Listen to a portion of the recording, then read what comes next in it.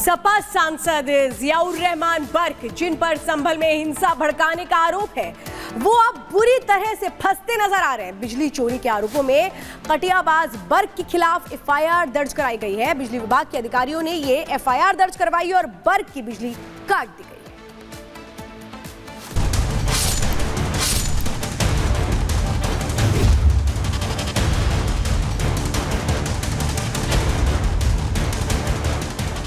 सपा सांसद जियाउर रहमान बर्क की कुंडली अब सीएम योगी ने खोल दी है। सीएम योगी ने विधानसभा में पहले ही कह दिया था कि संभल हिंसा का कोई आरोपी बचेगा नहीं।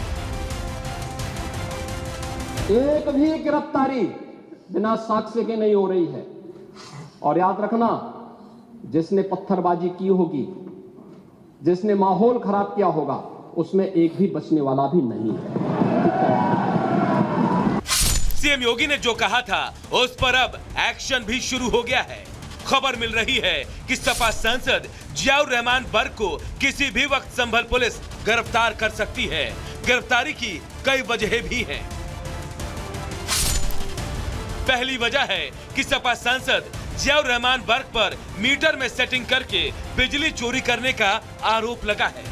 सपा सांसद पर आरोप है कि बर्क अपने घर में एसी, कूलर, पंखा, सारे विद्युत उपकरण चला रहे थे, लेकिन 5 महीने से उनका बिजली बिल 0 आ रहा था। सपा सांसद पर आरोप है कि संभल में मोहल्ले मोहल्ले में बिजली चोरी के लिए कटिया डाली गई, तो सपा सांसद जियाउर रहमान बर्क ने कटिया के लिए अपनी भी एक तार डाल दी। तो वहीं सपा सांसद जियाउर रहमान बर्क पर गिरफ्तारी की तलवार इसलिए भी और ज्यादा लटक रही है क्योंकि उनके ऊपर बिजली विभाग के अधिकारियों ने धमकाने का आरोप लगाया है। तो वहीं बर्क पर गिरफ्तारी की तलवार इसलिए भी लटक रही है क्योंकि उनका नाम 24 नवंबर को हुई हिंसा में भी सामने आया है और पुलिस ने बर्क को आरोपी बनाया है। बर्क पर इन दिनों आरोपों की ऐसी बिजली गिरी है कि बर्क का योगी की पुलिस से बचना नामुमकिन है।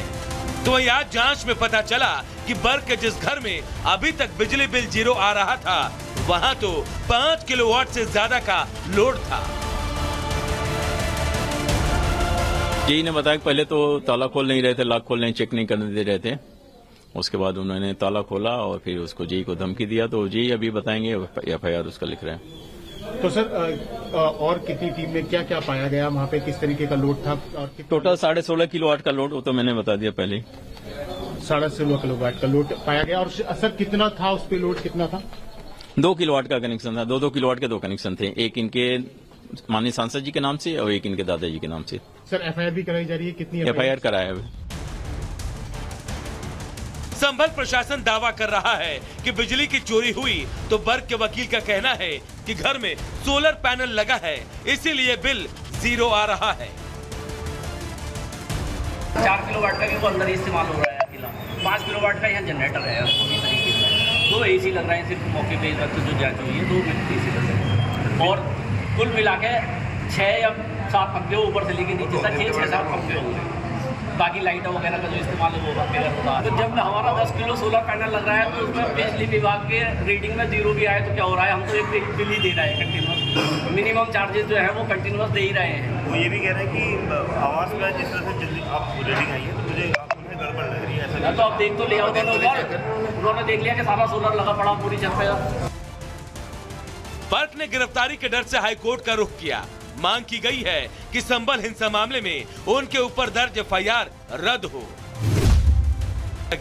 लेकिन जिस तरह से संभल पुलिस बर्क की कुंडली खंगाल रही है, उससे यही लगता है कि बर्क अब बचेंगे नहीं और बर्क के खिलाफ योगी की पुलिस बड़ा एक्शन लेने जा रही है।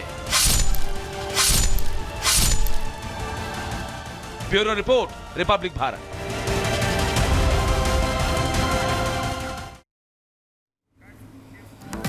तो बर्क के घर की बत्ती गुल कर दी गई है। आपको बता दें, बर्क के घर का बिजली कनेक्शन अब पूरी तरीके से काट दिया गया है। ये कार्रवाई की गई है और आज ही बर्क के घर पर विभाग ने छापेमारी भी की थी। छापेमारी में बिजली चोरी के तमाम जो अहम सबूत हैं वो मिले हैं और मीटर में टेम्परिंग यानी कि छेड़छाड़ के सबूत भी विभाग ने कलेक्ट किए हैं। बर्क के घर का लोड 5 किलोवाट से ज्यादा था, जो छानबीन में पता चला है। और अभी तक बर्क ने 2 किलोवाट का ही कनेक्शन अपने घर पर बिजली का लगवा रखा था। घर में में एसी कूलर है लेकिन बिल 0 आ रहा था, ये जानकारी मिली है। बिजली विभाग ने बर्क के खिलाफ में इस मामले को लेकर FIR भी दर्ज करवा दी है, जिसके बाद माना जा रहा है कि कार्रवाई भी आगे शुरू की जा सकती है। तो ये बड़ी जानकारी इस वक्त हम आपको लगातार दे रहे हैं कि किस तरीके से बर्क की जो मुश्किलें हैं वो बढ़ रही हैं। लेकिन चलिए आगे बढ़ते हैं और बात अब करेंगे ASI की।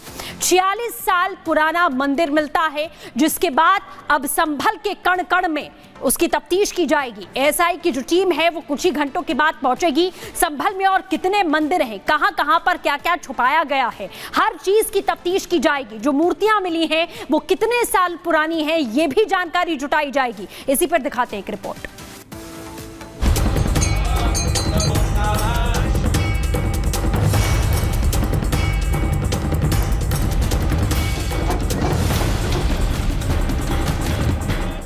संभल में महादेव मिले, हनुमान मिले, पार्वती जी, गणेश जी और फिर कार्तिकेय जी मिले। तो अब संभल में कण कण का निरीक्षण होने जा रहा है।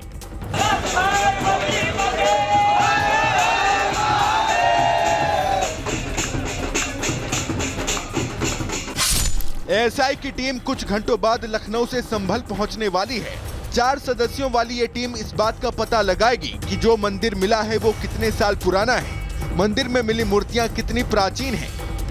दिलचस्प बात यह है कि संभल के DM और SP ने ही मंदिर मिलने के बाद मंदिर का ASI सर्वे कराने की बात कही थी, जिस पर अब एक्शन होने वाला है। हमने ASI को साइंटिफिक इन्वेस्टिगेशन के लिए लिखा है।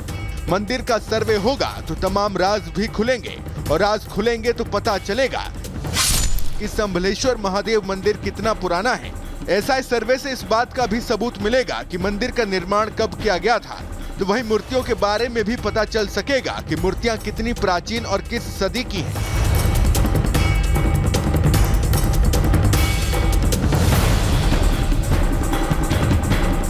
फिलहाल सबको ASI सर्वे का इंतजार है। संभल का एक एक सनातनी ये जानना चाहता है कि संभल में मिले सनातन के सबूत का असली सच क्या है। इस जांच से बाबर फैक्टर का भी पता चलेगा। मूर्तियों की जांच से इस बात का भी पता चलेगा कि आज से कितने साल पहले संभल में सनातन की जड़ें कमजोर करने की साजिश रची गई थी। Bureau report, Republic Bharat.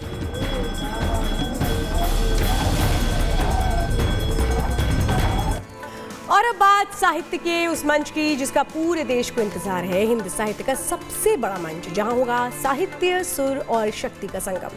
तो आप भी दिन और तारीख नोट कर लीजिए। 20 दिसंबर दिन शुक्रवार, रिपब्लिक भारत पर दिन भर।